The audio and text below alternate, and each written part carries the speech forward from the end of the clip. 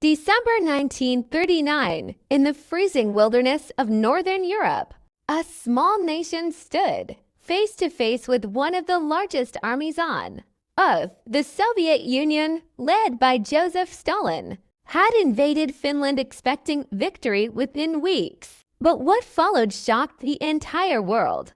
This was the Winter War, where courage, terrain, and willpower turned the impossible into history. After the outbreak of World War II, Stalin demanded that Finland hand over parts of its land for Soviet security. When Finland refused, the Red Army attacked on November 30th, 1939, with more than 450,000 troops, 2,000 tanks, and 1,000 aircraft. In comparison, Finland had barely 250,000 soldiers, 30 tanks, and 100 planes. Most from the 1920s, everyone expected Finland to fall within days. But the Soviets had underestimated both the land and the people who defended it.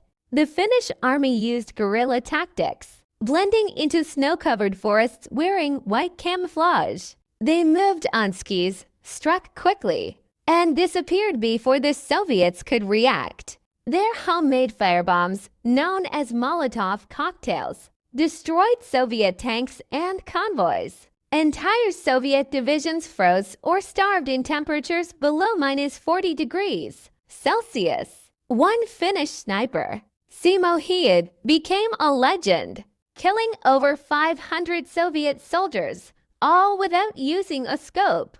The Soviets came to fear his name, calling him the White Death. By January 1940, the mighty Red Army had lost tens of thousands of men, while Finland still stood strong.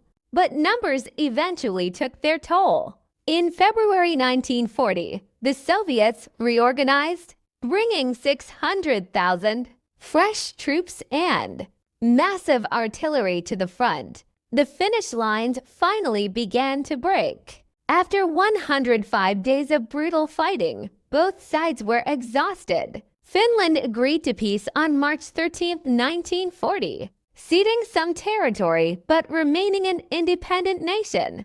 The Winter War showed the world that even the smallest nation could stand against overwhelming odds if it had courage, skill, and unity. The Soviets won land but lost honor and confidence. Finland lost territory, but gained something far greater, eternal respect. As history remembers, they fought not for conquest, but for survival.